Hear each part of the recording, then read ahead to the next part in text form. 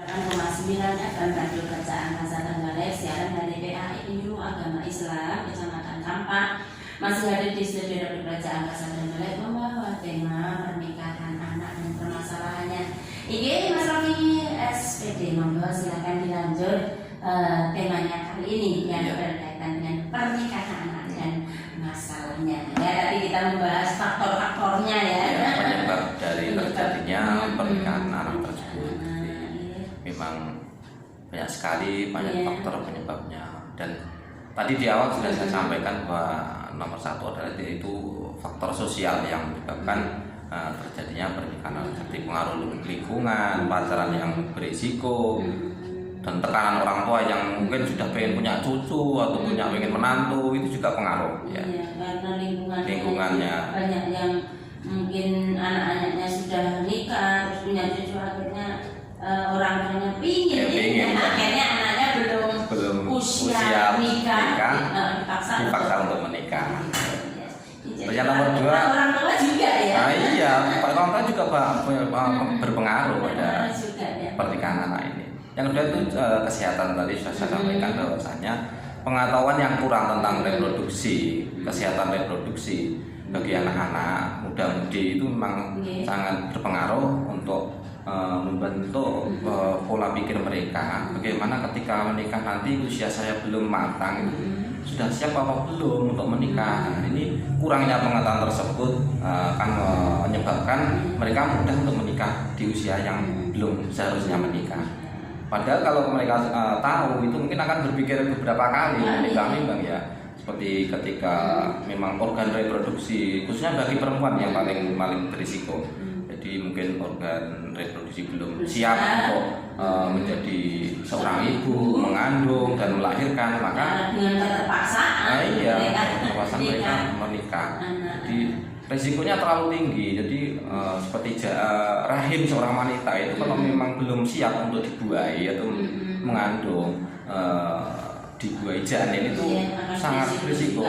Mungkin ketika melahirkan bayinya, ketika melahirkan itu akan berisiko, mungkin bayinya lahir prematur, terus terjadinya stunting. Ini juga isu yang sangat mungkin juga si ibu. Iya, si ibu, kesehatan si ibu terjadi pendarahan ketika melahirkan, pendarahan hebat itu dikarenakan memang organ reproduksinya itu belum siap untuk hamil dan melahirkan seterusnya atau menjadi seorang ibu. Iya. Demikian. Ini kalau wanita ya. Kalau wanita. Mungkin kalau yang laki-lakinya belum siap itu materinya. Iya, pasti. Karena nikah itu pasti butuh itu. Ya. Jadi kalau anak sekarang mungkin ada yang mungkin istilahnya kalau anak muda sekarang itu bucin ya. Bucin ya. Jadi tidak, mereka itu cuma jadi mereka itu cuma mengandalkan cinta. Pokoknya saya mencintai kamu, mungkin aku nggak butuhkan apa-apa dari kamu, mungkin nggak butuh duit hartamu atau penting saya mencintaimu dan kamu mencintai saya. Tapi pada kenyataannya setelah mereka menikah itu nggak ada ya. Kita logikanya saja, kita mungkin kalau sudah punya anak, mungkin anak mau berangkat sekolah, Pak, Bu minta uang untuk jajan.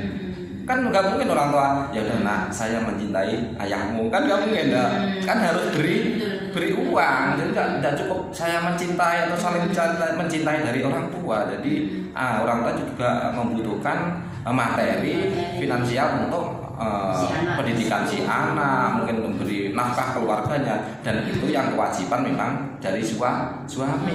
Antara suami istri ya seperti itu ya. Si ibunya mungkin untuk reproduksinya, organ reproduksinya, si bapaknya mungkin materinya karena masih anak-anak, mungkin belum siap untuk bekerja, belum mempunyai skill yang cukup untuk bekerja. Jadi dikarenakan kan kalau mereka menikah muda itu otomatis pendidikan mereka kan berhenti. Jadi cukup mungkin hanya sampai tingkat SLTA. Jadi sekarang itu padahal ya maaf kalau untuk kerja di instansi atau apa itu kan paling tidak S1 sekarang ya. Ijazah itu juga sangat perlu. Selain skill yang mumpuni, ijazah juga harus punya. Meskipun ya beberapa kasus memang ada pernikahan yang terjadi itu mereka benar-benar masih muda kan, tapi ya pernikahan mereka juga langgeng, terus ekonomi juga mudah, itu ada, tapi jarang sekali yang begitu. Jadi yang mungkin banyak. satu dua Iya, ada sih. satu dua ada. Tapi seyogianya kalau memang itu sudah ada aturannya ya, kita sebagai warga masyarakat juga untuk mematuhinya. Iya. Jadi untuk orang tua ini sebagai kita sebagai orang tua harus antisipasi jangan sampai terjadi pernikahan pada putra putri kita yang belum memasuki usia yang sudah ditentukan oleh undang-undang, yaitu 19 tahun ya. Iya, 19 tahun laki-laki dan perempuan sama. Sama. Ya. Ya mungkin warga masyarakat Trenggalek kalau mau gabungan monggo silakan 791 555 ataupun juga WA. Ini mumpung Mas Rudi masih di Studio Radio Plaza Angkasa Trenggalek, barangkali mungkin ada unek-unek yang ditanyakan. Kita tunggu, kita nanti. Ini sejenak barangkali ada yang tanya informasi lain dulu. Iya.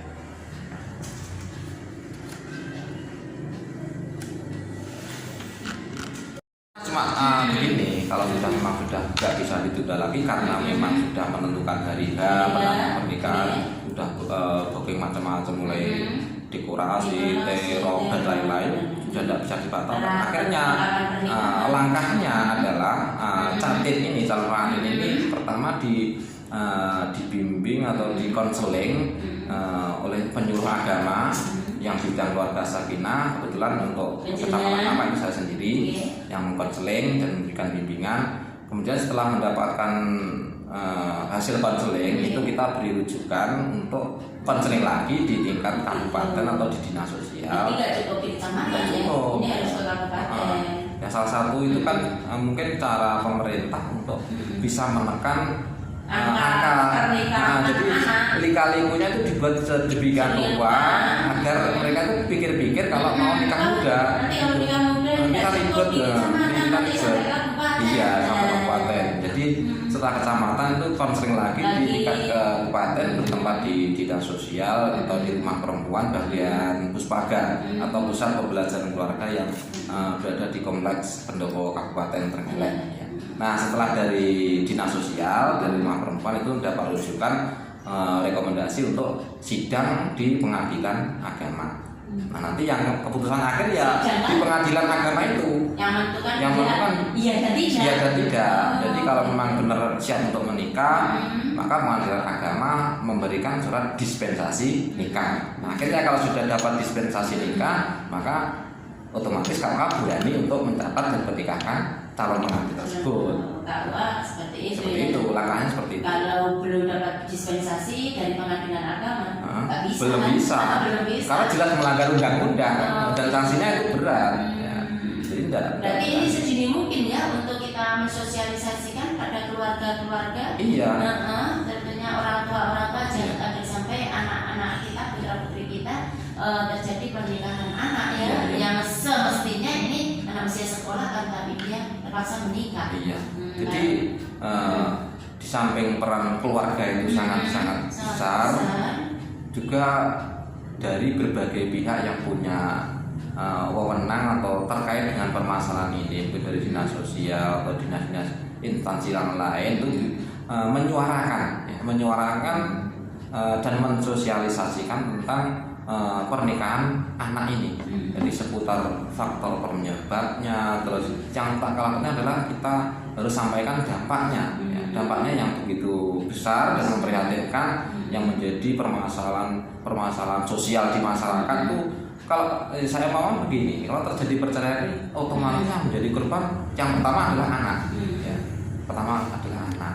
Terus perempuannya, belum lagi kalau terjadi KDRT, maka peran keluarga dan berbagai pihak yang punya terkait dengan masalah pernikahan usia anak ini harus berani menyuarakan dan mensosialisasikan ke masyarakat agar mereka itu tidak gampang-gampang menikahkan anaknya, atau kalau bagi anak itu tidak gampang-gampang untuk menikah di usia yang masih anak, belum waktunya. Jadi sebaiknya untuk sosialisasi ini menurut saya itu harus disampaikan sedini mungkin. Mungkin tingkat SMP kelas 3 itu sudah harus diberi pengetahuan dan wawasan seputar pernikahan anak ini. Oke, jadi putra putra putri kita juga bisa memahami tentunya, dan juga orang tua lebih penting lagi akan hal tersebut.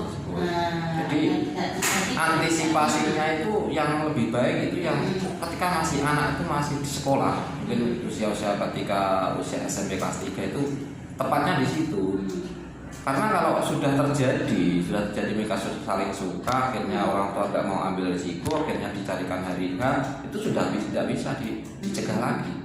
Jadi pencegahan itu sebaiknya kita sosialisasikan ketika mereka itu masih duduk di bangku kelas 3 SMP atau 1 SMA, itu sudah waktunya kita berikan. Kalau nanti SMP ya? Iya, SMP kelas 3 itu sudah harus kelas 3 dan dibekali pengetahuan ilmu-ilmu yang berkaitan dengan rumah tangga ini ya. Dan yang tak kalah penting adalah pengetahuan atau pendidikan agama. Jadi anak itu harus diberikan fondasi agama yang kuat. Jadi mereka itu kalau tahu hukum agama, mungkin pacaran itu dosa, tidak boleh. Jadi mereka akan menjauh, takut untuk melanggar. Ya. Jadi agama ini memegang peranan yang sangat penting di dalam menentukan langkah-langkah si anak. Di mereka itu mau nikah muda, mungkin kalau mau pacaran karena fondasi agama itu mereka akan menghindarinya. Jadi mereka lebih fokus untuk belajar. Karena waktu muda itu waktu yang masih sangat apa ya Pak? Sangat penting. Waktu emas. Ya. Waktu emas ketika waktu muda itu digunakan untuk kita nikmati masa remaja dan mencari pengetahuan atau mencari ilmu yang setinggi-tingginya. Ilmu yang bermanfaat, agama dan juga anak-anak. Iya, gitu. Oke, terima kasih Mas Raffi yang sudah ada di studio dari Kerajaan Desa Trenggalek yang kali ini membawa tema pernikahan anak dan masalah yang ada di sekitar kita, gitu ya. Iya. Nah, ini monggo ini nampaknya waktunya udah mepet, lebih 1 menit. Tapi nggak apa-apa. Oke, silakan berbagi dulu. Dan mungkin ada pesan-pesan yang disampaikan pada masyarakat, silakan. Setelah itu closing ya Pak Ustaz. Terima kasih. Alhamdulillah untuk bincang-bincang hari ini kita sudah nggak terasa sudah lewat waktu ya, lewat waktu 1 menit ya. Tidak apa-apa ya. Mungkin dari perbincangan yang menarik ini ya, topik yang sekarang memang lagi trending juga ini, topik pernikahan anak. Tidak terasa ya. Mungkin ada manfaat yang bisa diambil ya. Alhamdulillah. Jadi dari apa yang saya sampaikan mungkin ada yang kurang atau yang lebih, itu murni dari pengetahuan saya yang terbatas. Jadi ya mohon maaf yang sebesar-besarnya, dan untuk Laras terima kasih atas waktu yang saya sudah disediakan buat kami untuk digunakan untuk menyampaikan sosialisasi tentang pernikahan anak dan permasalahan di sekitarnya. Jadi untuk Trenggalek ini alhamdulillah meskipun angkanya itu turun naik ya, untuk angka pernikahan turun naik, tapi dibandingkan untuk kabupaten yang lain itu masih bisa ditoleransi. Iya ya sebenarnya tidak bisa ditoleransi ya, tidak bisa ya. Bagaimana lagi? Bagaimana lagi kasusnya sudah banyak sekali seperti itu, dan tentunya juga sudah ada apa ya, istilahnya kalau kamu memang melaksanakan pernikahan gini kan nekat. Nah ini loh alurnya. Dampaknya begini. Ya. Jadi untuk saya cuma mau pesan-pesan pada masyarakat, bahwasanya orang tua itu harus sangat bagaimana protektif untuk mendampingi anaknya. Jadi jangan sampai anak ini dibiarkan tanpa pengawasan yang penuh dari orang tua. Itu pengaruh sekali ya. Jadi pendampingan dari orang tua yang memang sangat penting, dan jangan sampai fondasi agama itu juga dikuatkan. Insya Allah kalau pendampingan agama kuat, pendidikannya baik, maka angka pernikahan anak ini sedikit demi sedikit saya yakin pasti akan turun. Ya cukup sekian ya mungkin. Oke, ya terima kasih. Akhirnya kita akhiri dulu sampai di sini. Bila ada budaya, assalamualaikum warahmatullahi wabarakatuh.